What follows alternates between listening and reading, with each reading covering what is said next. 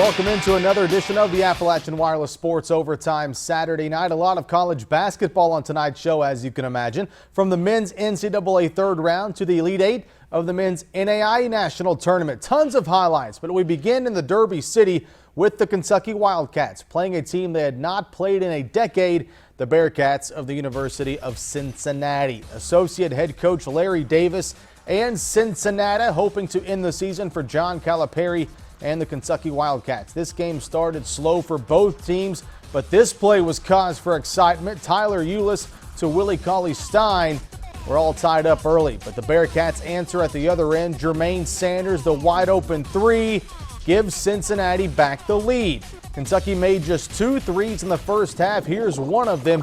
Aaron Harrison ties the game back up at 13 apiece. But what do the Bearcats do?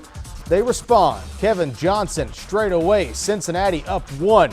Trey Lyles was a matchup problem for Cincy all day. Gets around the defender, slams it home, puts UK up 1.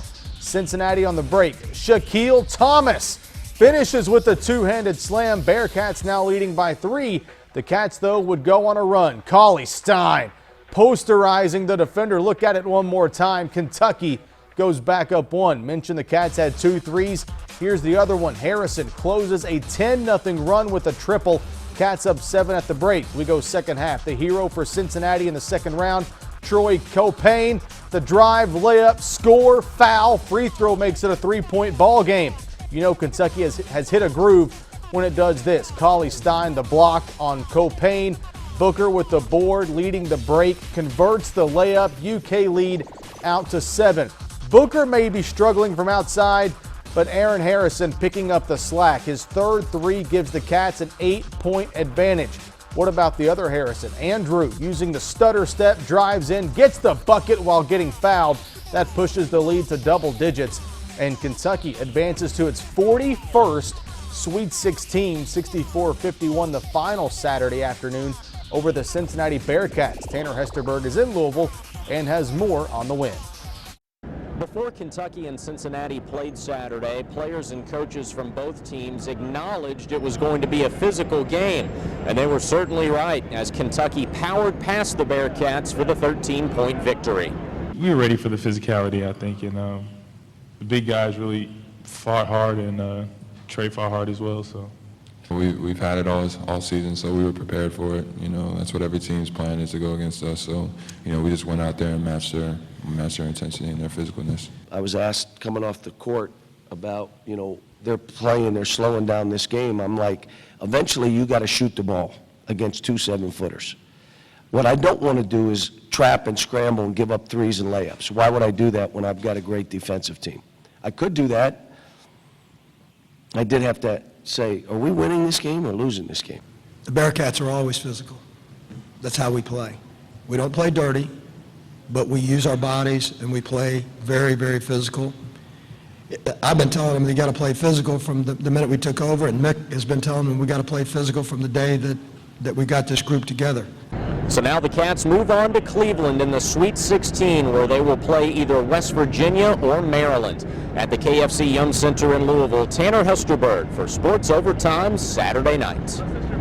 Thank you very much, Tanner. So now it is on to the Sweet 16 for the Kentucky Wildcats, where they will play either West Virginia or Maryland. The Mountaineers and Terrapins will play Sunday night at 8:40. It is not known at this time when or what time the Cats will play. Stay tuned to WYMT and WYMT.com for more information. Coming up, more third-round highlights, including upset-minded Georgia State taking on Xavier. The men's NCAA tournament continuing Saturday with teams fighting it out for spots in next week's Sweet 16. 2 of those teams, Ohio State and Arizona. Arizona taking on the Buckeyes. In the first half, D'Angelo Russell's passing ability on full display. First to Sam Thompson, then to Amir Williams. Finally, the no-look pass to Jayshawn Tate one more time. The Buckeyes, though, down 1 at halftime. Second half we go. T.J. McConnell, a nice pass of his own to Caleb Tarzewski for the slam. Zona leads it by 7. McConnell now in the corner to Gabe York for 3. Wildcats by 13. Here York is on the drive, leaves it with Rondé Hollis Jefferson, gets the hoop and the harm, and Arizona would pull away to win this one over the Ohio State Buckeyes, 73-58, the final score. Well, anytime that you beat Ohio State is a great moment, and I say that because of the terrific coach they have, the program, and the history in this NCAA tournament. You know, you look at their senior class, I believe they were a part of a Final Four team, an Elite Eight team, several Big Ten championships. So you're playing a team that knows how to win and has been in this type of setting. Georgia State head coach Ron Hunter and his Panthers aiming for the upset over 6th seed Xavier. Not a good start. Remy Abel converts the fast break bucket and gets fouled. Musketeers by 8. Miles Davis now hits the 3. A 9-0 run by Xavier to go up 11. Former Louisville Cardinal Kevin Ware gets the floater off the glass. Panthers, though, down 7. Ware this time kicks it out to former UK guard Ryan Harrow for 3. Deficit just 4. Look how deep R.J. Hunter is on this three-point shot. Drains it. Georgia State just down 2. Another 3 from Hunter in the corner keeps State within a bucket. But the Musketeers a little too strong. Jalen Reynolds throws it down. And Xavier survives the Georgia State Panthers to advance to the Sweet 16. 75-67, the final score. Told them not to be sad. Man, what a great week. Unbelievable week. There's nothing to be sad about, especially for me. I'll be honest with you. The greatest week of my life. The greatest time I've ever had to be a father. Doing this with Kevin Ware and the rest of this team. But, man, this is I don't want these guys to be sad, man. This is we helped Georgia State out. The thing, coming into the game that we felt like was probably the most important aspect of how we handled ourselves on the floor was being able to limit our turnovers. And we didn't do as good of a job as we needed to in the first half. When we did take care of the ball, we got great shots. We shot such a high percentage from the field. The North Carolina Tar Heels meeting up with the only other SEC team not named Kentucky, the Arkansas Razorbacks. Arkansas can't get the shot to fall inside. Nate Britt gets the board, throws it ahead to J.P. Tokoto. Watch this, the easy slam, Tar Heels by 2. Watch this play. Michael Qualls loses the ball on the way up, but it still falls through. We're tied at 24. Heels breaking the press. Tokoto to Isaiah Hicks for the layup. UNC up 3. And then Justin Jackson can't connect on the floater, but Tokoto is there for the putback dunk. And the North Carolina Tar Heels knock off the Arkansas Razorbacks 87-78. Arkansas's loss leaves Kentucky as the only SEC team remaining in the NCAA tournament. The other games going on Saturday in the third round of the men's NCAA tournament. 8-seed NC State upsets 1-seed Villanova in the East region, 71-68. The Wildcats' final attempt was intercepted as the Wolfpack stunned the top-seeded Wildcats. In the Midwest region going on right now, 3-seed Notre Dame currently trails 6-seed Butler 47-42, just more than halfway through the second half. A couple of scores in the South region. First, 5-seed Utah defeats 4-seeded Georgetown by the final score of 75-64. And in a battle of double-digit seeds, 11-seed UCLA, who many thought should not even be in the tournament, advances to the Sweet 16, 92-75 over the 14-seed UAB Blazers. Well, coming up next, the U-Pike Bears trying for their third NAIA Fab Four, but in their way, the Tornadoes of Talladega University out of Alabama. 3 Mid-South Conference teams made it through the first round of the men's NAIA National Tournament, but only one advanced to the Elite Eight. And the U-Pike Bears trying to get to the program's third Fab Four. U-Pike making their third Elite Eight appearance in school history, trying to get to the Fab Four, but Talladega standing in its way. Pikey, the Bears, ready to go. KK Simmons had this kind of shooting day in the first half. I'll just wake up, nail a 3, Bears up 4. How about Simmons again? Oh, you're not going to put a hand up against the guy who's made 117 three-pointers this season? Well, that's what happens. U-Pike by 1, Simmons with 19. Let's go second half. Bears down 8. KJ Manigault slices to the hoop, gets the and one bucket. The senior finished with 20 points.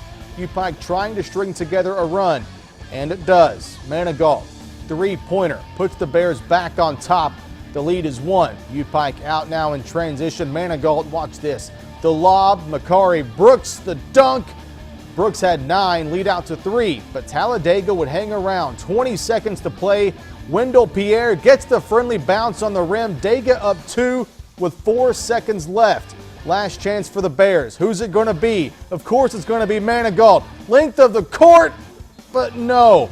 Shot does not fall, and that is how the season would end for the U-Pike Bears, who suffer their first loss in the national quarterfinals. Now 2-1 all time, 64-62 the finals Saturday afternoon against the Tornadoes of Talladega. Well, I think the thing I wanted to reiterate to them is how thankful I am to be a part of them. From the progress we've made in 8 months has been remarkable. I'm proud of our guys. I hate it for our seniors. Really hate it for all of us. A lot of heart and soul put into this, but nonetheless, I'm not going to let 2 points dictate how I feel about myself and my team. I'm very pleased with them, and I'm thankful to have the opportunity to work with them. So 4 Mid-South Conference teams earning a bid to this year's national tournament: Campbellsville, Cumberland, Georgetown, and Pikeville. Lauren Cash has been out in Kansas City all week long and puts a wrap on our coverage. 4 Mid-South Conference teams made the trip to Kansas City for the NAI Division I men's basketball tournament. Now 3 of them made it to the round of 16, Campbellsville, Cumberland's, and U-Pike, but only 1 made it to the Elite 8. The U-Pike Bears, the only Kentucky team playing on Saturday in Kansas City, fighting for a chance to make it to the Final Four of the NAI Division I National Tournament. The Georgetown Tigers bowed out in the first round against Arizona Christian Wednesday morning. The unseeded Cumberland's Patriots pulled off the first round upset over 9-seed LSU Alexandria late Wednesday night. We did a really good job in the Mid-South Conference, beating Lindsey Wilson and then Pikeville, and had Campbellsville very close at the end. I thought Alexandria was as good as any team in our league, so we're playing our best basketball, and that's good to see. Bright and early Thursday morning, the U-Pike Bears battled with Bethel out of Tennessee. Bethel put up a good fight, but the Bears closed out down the stretch. We didn't close the season like we wanted to. We finished as co-champions in the league, but I felt like we were outright, should have won outright championship there. Got upset by a very good Cumberland team who won yesterday, so it's important for us to finish the right way. I just thought the 5 out of 7, the last 5 games on the road, really took a toll on our body. So this week off has been good for us. I thought we saw some new energy, a good spirit on our team today. Late Thursday night, the Campbellsville Tigers hit the court for a game with LSU Shreveport. The Tigers pull out a close one and survive to play another day. The round of 16 started Friday, and 3 Mid-South Conference teams poised to make something happen. The Bears squeaked out a nail-biter against Concordia, a nightmare matchup for U-Pike, but the Bears needed extra time, but they lived to see another day. Well, I keep using this word. I think our spirit is great right now. And I think our guys believe we're going to win. You got to have that belief, and I really do. I've got a belief in our team. It's not a fake belief.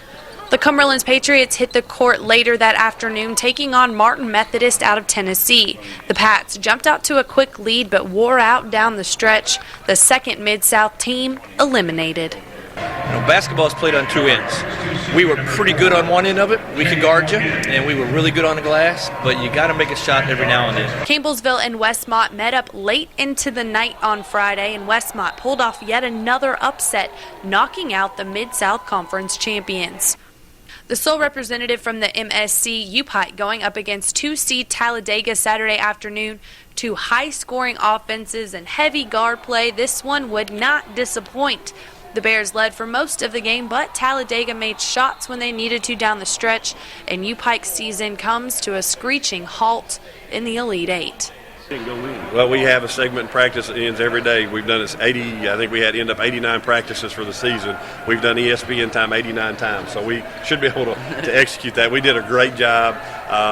The ball just didn't go in the basket, but you can't fault our execution on that situation. I was very proud of the guys, and just one basket didn't fall for us.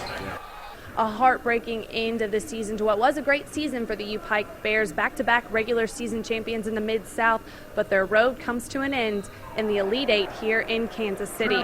Reporting at Municipal Auditorium, Lauren Cash for Sports Overtime Saturday night.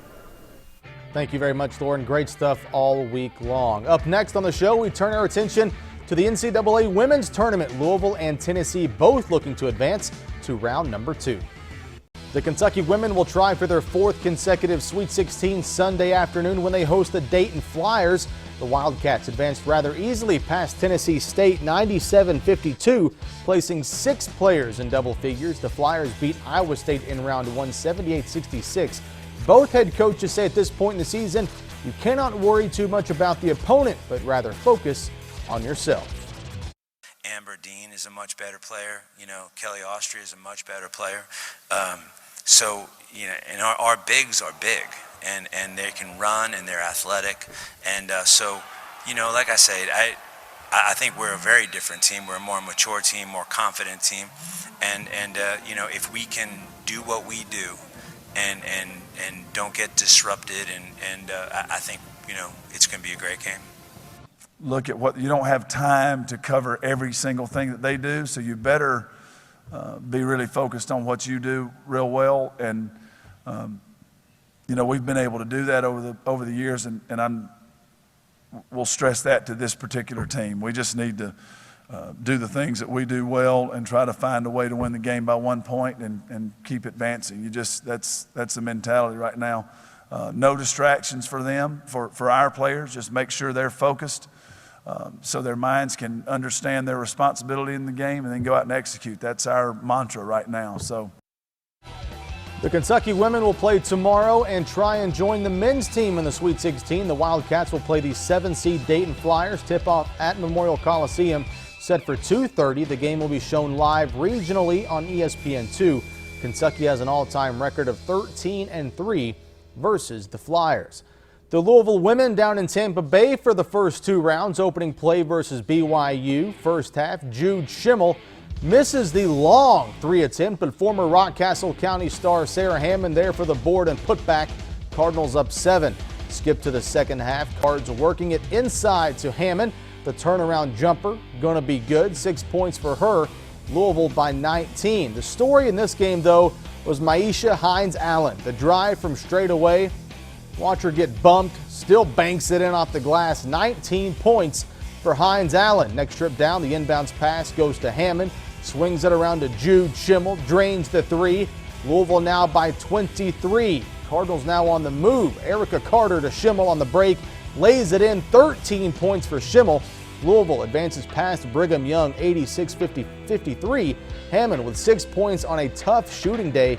Just 2 of 10 from the field, but she did add 5 rebounds. So the Cardinals will play on Monday night down in Tampa Bay against the 6-seed South Florida Bulls. Tip-off set for 9 o'clock. Again, with regional coverage on ESPN2. Louisville 26-6 on the year, while South Florida 27-7. Pat Summitt in attendance for the Tennessee Lady Vols and Boise State in the first round. Lady Vols working it down low. Bashar Graves, the turnaround jumper. UT, though, down 3 off the Boise State inbounds play. Graves comes up with the steal. Ariel Massingale finishes the break with the layup.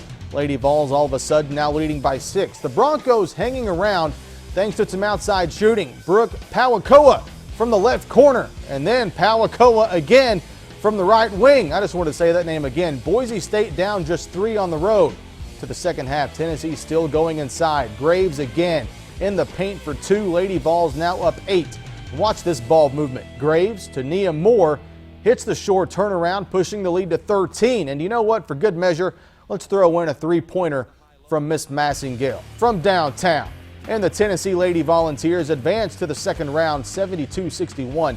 The Lady Vols will play Pittsburgh in the second round on Monday. Coming up, we recap this week's boys Sweet 16 state tournament for our 3 coverage area teams: Williamsburg, Knott County Central, and Johnson Central. A short trip this week for our 3 coverage area basketball teams at the boys Sweet 16 in Lexington. Here is this week's Lee's Famous Recipe Hazard and Whitesburg Full Court Press. The 3 WYMT coverage area teams in this year's boys Sweet 16, Williamsburg, Knott County Central, and Johnson Central, all made history just to get to Rupp Arena. But unfortunately, all 3 stayed a little shorter than they were hoping. The Yellow Jackets beat 13th Region Power Clay County in the regional championship to go to state for the first time in 69 years. That's right, it had been since 1946 that the Jackets had even been to the Sweet 16. Williamsburg was paired with one of the big city schools, the Dragons of Louisville Doss. In what was a back-and-forth game throughout, the Yellow Jackets would eventually suffer just their 5th loss of the season, 56-50, the final score. With their fourth consecutive 15th Region Championship, the Johnson Central Golden Eagles became just the third program in region history to win 4 titles in a row. And they had arguably the toughest draw in the tournament, having to face the tournament favorite, Louisville Ballard. The Golden Eagles, though, were hitting from outside and hung around, but the Bruins proved to have too many horses and raced to an 82-69 victory. And finally, the Knott County Central Patriots, who became the first 14th Region program to win 4 consecutive region titles since Breathitt County won 5 in a row in the 1960s, entered the Sweet 16 with the state's #1 player, Cameron Justice, who had been named Mr. Basketball just 2 nights prior to taking the court against Callaway County. Regulation would not be enough for the Patriots and Lakers, and even an extra 4 minutes would not do. It took double overtime to decide a winner, and in the extra minutes, Callaway County edged out Knott Central 73-68, bringing an end to one of the more dominant runs by any senior class in 14th Region history. This has been your Lee's Famous Recipe, Hazard and Whitesburg Full Court Press. We are almost done here on the Appalachian Wireless Sports Overtime Saturday night, but first we show you our Play of the Week. That's next. Time now for our Play of the Week, sponsored by Lincoln Memorial University. We go west to Kansas City. Upike senior KJ Manigault, the alley, Makari Brooks, the oop, two-handed slam against Talladega in the men's NAIA Elite 8. The Bears, though, would fall 64-62 to the Tornadoes, but Manigault and Brooks providing us with tonight's Play of the Week, sponsored by LMU. Thank you so much for staying up with us. Kentucky women again will try for their 4th straight Sweet 16 Sunday afternoon, 2:30 versus Dayton. From everyone in our sports and production departments, have a good night.